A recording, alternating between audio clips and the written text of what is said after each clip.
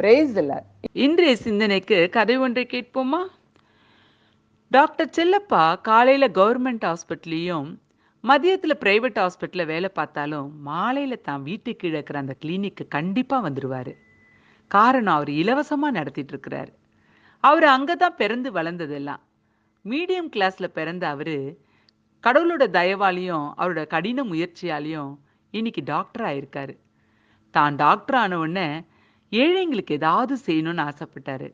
காரணம் அவர் இருக்கிற பகுதியில வறுமை கோட்டு கீழே இருக்கிறவங்க நிறைய பேர் இருக்கிறாங்க. இன்னைக்கு டாக்டர் ஃபீஸ் எல்லாம் அதிகமாயிட்டனால தன்னுடைய ஜனங்களுக்கு தான் ஏதாவது ஒரு நல்லது செய்யணும்னு நினைச்சு தான் அந்த கிளினிக் ஆரம்பிச்சாரு. இலவசமா தான் ட்ரீட்மெண்ட் பார்ப்பாரு.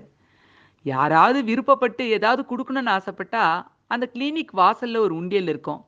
ட்ரீட்மெண்ட் முடிஞ்சிட்டு போகும்போது அந்த உண்டியல்ல பணத்தை போட்டுட்டு போகலாம். சில்லற காசா இருந்தா கூட பரவாயில்ல. அது கூட அந்த பணத்தை டாக்டர் யாராவது மேல் சிகிச்சைக்கு போகும்போது பணம் தேவைன்னு வந்தாங்கன்னா அவங்களுக்கு தன்னுடைய பணத்தையும் போட்டு அந்த பணத்தை உண்டியல் பணத்தையும் எடுத்து அவங்க கையில கொடுத்து அனுப்புவாரு. இப்படி டாக்டர் அந்த பகுதியில எல்லா ஜனங்களாலும் நேசிக்கப்படுற ஒரு டாக்டர். என்னவோ ஃப்ரீ ட்ரீட்மெண்ட் கொடுக்குறோமே, எப்படி கொடுத்தா என்ன? அப்படி கிடையாது. மன நிறைவோட உண்மையான ட்ரீட்மெண்ட்டை கொடுப்பாரு. அதனால அந்த ஜனங்களுக்கு டாக்டர் செல்லப்பானா ரொம்ப பிடிக்கும். காலத்தின் சூழ்நிலையாலும் பிள்ளைங்களோட படிப்புக்காகவும் அவர் வேற ஒரு பகுதியில் வீடு வாங்கிட்டு போனாலும் இன்னமும் அந்த கிளினிக் அங்கே நடத்துறாரு. ஒரு நாள் கூட அவர் மிஸ் பண்ணதில்லை. இன்னைக்கு அவருக்கு நிறைய அசிஸ்டண்ட் வந்தாலும் தானே அவருக்குரிய இடத்துல உட்காந்து இன்னமும் அந்த ஜனங்களுக்கு ட்ரீட்மெண்ட் கொடுத்துட்டு இருக்காரு. அவருக்கு ஒரு ஆசை, தனக்கு அப்புறம் தான் பையன் டாக்டர் ஆனால் நல்லா இருக்கும்னு. ஆனால் அவர் அதுக்காக எந்த முயற்சியும் பண்ணலை. ஆனால் அவரோட பையன் ஜார்ஜ் இன்னைக்கு டாக்டர் ஆயிட்டாரு. அவரு அப்பாவை போலவே இப்படி இலவச கிளினிக்கை தொடர்ந்து நடத்துவார்னு பார்த்தா அவரோட ஆசையெல்லாம் வித்தியாசமாக இருந்துச்சு. தான் சொந்தமாக ஒரு பெரிய ஹாஸ்பிட்டல் திறக்கணும்னு விருப்பப்பட்டது போலவே பெரிய ஹாஸ்பிட்டல் திறந்தாரு. தன்னுடைய அப்பாவோட பேரையே செல்லப்பா ஹாஸ்பிட்டல்னு வச்சாரு. ஹாஸ்பிட்டலில் ரொம்ப பிஸி ஆயிட்டாரு ஜார்ஜ். செல்லப்பாவுக்கு கொஞ்சம் சின்னதாக வருத்தம். தனக்கப்புறம் இந்த இலவச ஹாஸ்பிட்டலை நடத்த ஜார்ஜ் பார்த்துக்குவானா அப்படின்னு. ஹாஸ்பிட்டலில் பிஸியாக இருந்த ஜார்ஜுக்கு திடீர்னு ஒரு ஃபோன் கால் வந்துச்சு அவங்க அம்மா கிட்ட இருந்து. மகனே, உடனே வாடா, அப்பா என்னன்னு தெரியல, ஒரு மாதிரி படுத்திருக்கிறாரு, ஒரு மாதிரி முன்னுக்கு பின் முரணா பேசுறாரு, கான்ஷியஸாக இருக்கிற மாதிரி தெரியல அப்படின்னு சொன்ன உடனே, ஜார்ஜ் என்னம்மா சொல்றீங்க, காலையில் என்கிட்ட நல்லா பேசினாரு அப்படின்னு, இருங்கம்மா நான் வந்துடுறேன்னு சொல்லிட்டு ஒரு சில வினாடியிலேயே வீட்டுக்கு கிளம்பி போனாரு.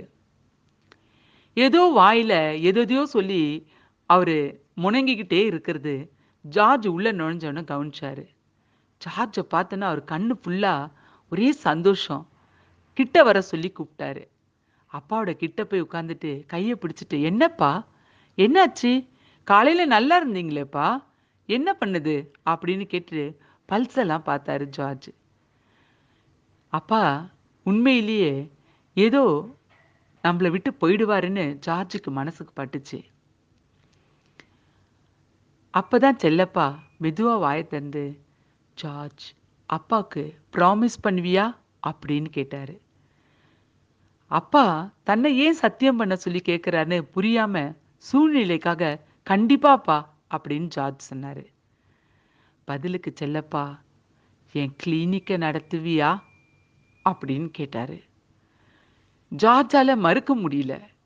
கண்டிப்பாப்பா அப்படின்னு ஜார்ஜ் சொன்ன அதே வினாடியில செல்லப்பா கண்ணை மூடிட்டாரு. செல்லப்பா இன்னைக்கு இல்லை உலகத்துல. ஆனா ஜார்ஜ் தான் அப்பாவுக்கு பண்ண ப்ராமிஸை இன்னைக்கும் நடத்திக்கிட்டு இருக்கிறாரு. அந்த கிளினிக்கை இலவசமா நடத்திட்டு இருக்கிறாரு.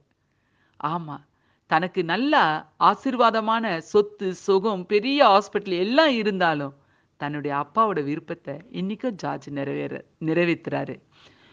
மாலையில களைப்போடு வீட்டுக்கு திரும்பின ஜார்ஜ் கூடத்துல தன்னுடைய மகன் விளையாடிட்டு இருக்கிறத பார்த்தாரு. ஆமா, அடுத்த டாக்டர் உருவாக போறாரு. என்னங்க, இன்னைக்கு நம்ம உலகத்துல நம்ம நல்லா இருந்தா போதும் அப்படின்னு நினைக்கிற மனுஷங்க மத்தியில மற்றவங்களும் நல்லா இருக்கணும், தன்னை சுத்தி இருக்கிறவங்க நல்லா இருக்கணும் அப்படின்னு நினைக்கிறவங்களை பத்தி நீங்க என்ன நினைக்கிறீங்க? அட, வேதம் என்ன சொல்லுதுன்னு பார்க்கலாமா? சங்கீதம் 112:2ல செம்மையானவர்களின் வம்சம் ஆசீர்வதிக்கப்படும். ஆமாங்க. நம்ப நல்லா இருந்தா போதாது, நமக்கு பின்னாடி வர அடுத்த தலைமுறைகளும் நன்றா இருப்பாங்கன்ட்டு இந்த வேதம் சொல்லுதுங்க. செம்மையானவர்கள்னா யாரு? நன்மை செய்றவங்க. ஆமாங்க. நன்மை செய்றவங்களுக்கு மட்டும் நன்மை இல்ல, அவங்களுக்கு பின்னாடி வர வம்சமே நல்லா இருக்கும்னு சொல்றாங்க. என்னங்க? நம்மளும் நன்மை செஞ்சு, நம்ம பின்வரும் சந்ததிகளுக்கு ஆசீர்வாதத்த தேடி வைக்கலாமா? God bless you all.